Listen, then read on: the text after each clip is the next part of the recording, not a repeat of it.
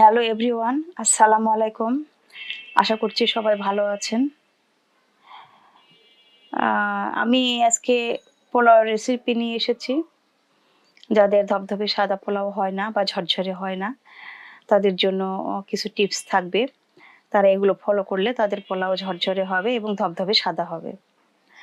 তো দেখতে থাকেন পুরো ভিডিওটি। ভালো লাগলে একটা লাইক দিয়ে দিবেন, কমেন্ট করবেন, শেয়ার করবেন। আর যারা চ্যানেলটি সাবস্ক্রাইব করেননি তারা অবশ্যই সাবস্ক্রাইব করে দিবেন। তো চলেন ভিডিওটি দেখি। তো প্রথমে একটা প্যান নিয়েছি, তারপরে পেঁয়াজ কুচি করে দিয়েছি তেলের মধ্যে, আর তার সাথে গোটা মশলা দিয়েছি, তেজপাতা, দারুচিনি আর সাদা এলাচ দিয়ে মোটামুটি একটু ভেজে নিয়েছি।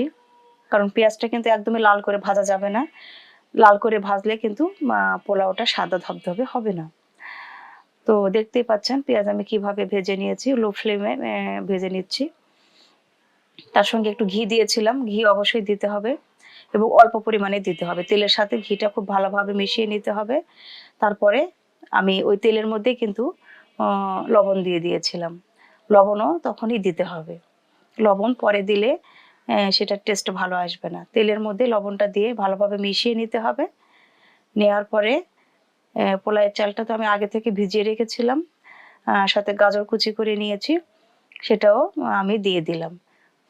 এর মধ্যে মটরশুঁটি যদি কেউ পছন্দ করেন সেটা দিতে পারেন। আমার হাতের কাছে ছিল না তাই আমি দিতে পারিনি। তো এখন খুব ভালোভাবে পোলাওয়ের চালটা ভেজে নিচ্ছি, সাথে কিশমিশ দিয়ে দিলাম অল্প পরিমাণে। আমার মাহি সোনা কিশমিশ পছন্দ করে না, কিন্তু তার বাবা কিশমিশ ছাড়া পোলাও একদমই খেতে চায় না, বোঝেন অবস্থা। তো দুইজনেরই মন রক্ষা করতে হয়, অল্প পরিমাণে দিয়েছি। তো পোলাওয়ের চাল যতটুকু, পানিটা তার ডবল, সেটা আমরা সবাই জানি। তো সেই পরিমাণে পানি আমি মেপে রেখেছিলাম, সেটা দিয়ে দিয়েছি। আর এখন দিয়ে দিচ্ছি বেশ অনেকটা পরিমাণে বাটার। আর প্রথমে কিন্তু লবণটা একটু বুঝে দিবেন, কারণ বাটারে লবণ থাকে। এভাবে বাটার দেওয়ার পরে একটু মিশিয়ে নিতে হবে, আর এ ফাঁকে একটু লবণটা চেক করে নিতে হবে। তো বাটার তো মানে পানির মধ্যে, গরম পানির মধ্যে দিয়েছি, ইমিডিয়েটলি গলে যাবে, সমস্যা নেই। তারপরে একটু লবণটা চেক করে নেবেন, কারণ এই পর্যায়ে লবণটা চেক করলে কিন্তু বোঝা যায় যে লবণ লাগবে নাকি লাগবে না। কারণ একদম পোলাও হয়ে যাওয়ার পরে লবণ চেক করার কোনো প্রয়োজন নেই। যখন পানিটা মোটামুটি ফুটে উঠবে তখন লবণটা চেক করলে কিন্তু বোঝা যায় যে লবণ লাগবে কিনা। আর পোলাও বেশি নাড়াচাড়া করার দরকার নেই, আমি একদম দমে বসিয়ে দিয়েছি, ফুটেছে তারপর দমে বসিয়ে দিয়েছি। তারপর দেখতে পাবেন যে পোলাওটা কিরকম হয়েছে, অবশ্যই দেখাবো। আর এই ফাঁকে দেখাচ্ছি যে আমরা ব্রেকফাস্ট যে করেছি, কি করলাম সেটাই। তো বেগুন ভাজা করে নিয়েছি, রুটি করে নিয়েছি, আর তার সাথে ছিল সেমাই। আমার হাতের সেমাই আসলে খুবই মজার হয়ে থাকে, সবাই খুবই পছন্দ করে। তো এর একটা রেসিপি আমি অবশ্যই একটা আপলোড করব ইনশাল্লাহ, চেষ্টায় আছি। আসলে সময় একদমই করতে পারি না, মানে শুক্রবার শনিবার আমার যে কি পরিমাণ কষ্ট হয় তা আসলে বলার মতো না। তারপরে যে আমি ভিডিও করতে পেরেছি এটাই অনেক। কারণ শুক্রবার শনিবারে আমি মোবাইলটা হাতে নেব এটার সুযোগ আসলে করতেই পারি না। কারণ সকালে আমার ছেলে কারাটে শিখাতে যায়, আর বিকেলে সে শিখতে যায়। এই ফাঁকে যে আমার রান্না বান্না করতে হয়, আবার টেবিল সেট আপের একটা ব্যাপার আছে। ভিডিও শুধু করলেই তো হবে না, একটু সেট আপের প্রয়োজন হয়। তো এগুলো কিন্তু অনেক সময়ের ব্যাপার। তো যতটুকু পারি চেষ্টা করি। আর আপনারা যদি বেশি বেশি ভিডিও দেখেন, একটু লাইক দেন, কমেন্ট করেন, চ্যানেলটি সাবস্ক্রাইব করেন, তাহলে কিন্তু আগ্রহটা বাড়ে যে যতই কষ্ট হোক একটু মানে ভিডিও মেক করি। কারণ ভয়েস ওভার দিতে হয়, এডিট করতে হয়, ভয়েস ওভার দিতে হয়, থাম্বনেল লিখতে হয়, টাইটেল লিখতে হয়, এগুলো আসলে অনেক কষ্ট। তো এখন মানে অতিরিক্ত কষ্টের কারণে থাম্বনেল লেখা মনে হয় বাদই দিয়ে দিয়েছি। কিছু কিছু ভিডিও এখন কিন্তু আর থাম্বনেল ওভাবে লিখি না, মানে এত পরিমাণে কষ্ট হয়ে যায় আসলে কি বলবো। তো যারা ভিডিও মেক করেন তারা তো অবশ্যই জানেন, হয়তো 8 মিনিট, 10 মিনিট, 15 মিনিটের একটা ভিডিও, কিন্তু এই ভিডিওটা তৈরি করতে যে কতটা সময় লাগে,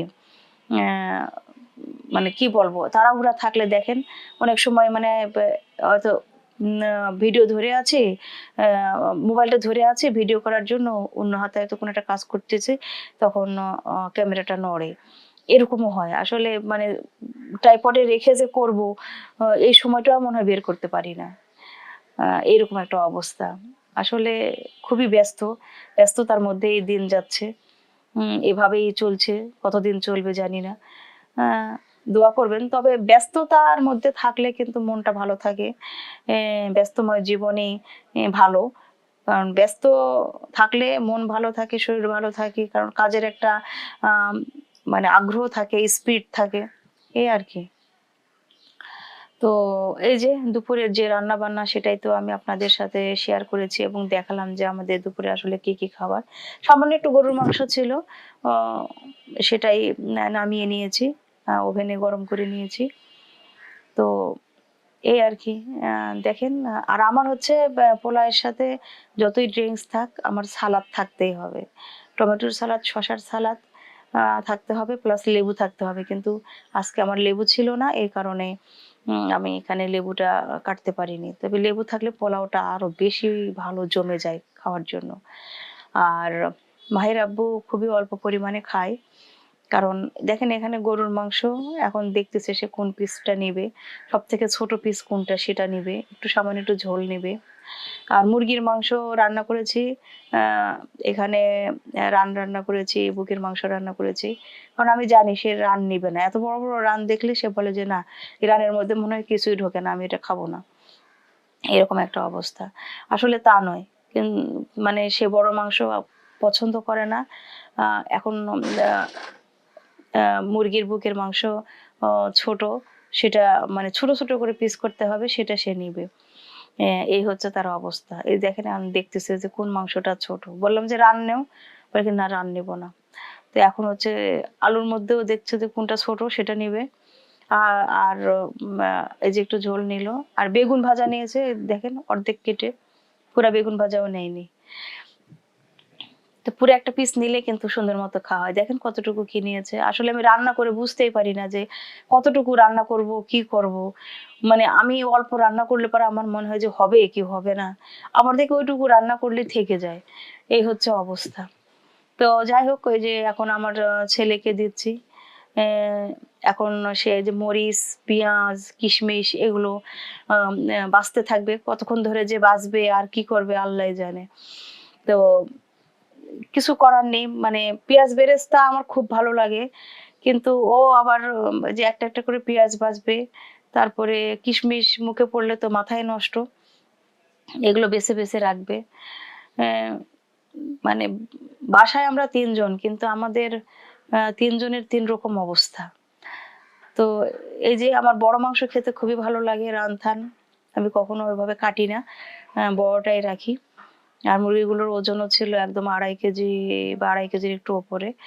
তো এই যে রান দিলাম, একটা আলু দিলাম। সে আলু খেতে চায় না। তারপরে আমি মানে অভ্যাসের জন্য একটা করে আলু দিই। তো যাই হোক, এই ছিল আমার আজকের ভিডিও। সবাই ভালো থাকবেন।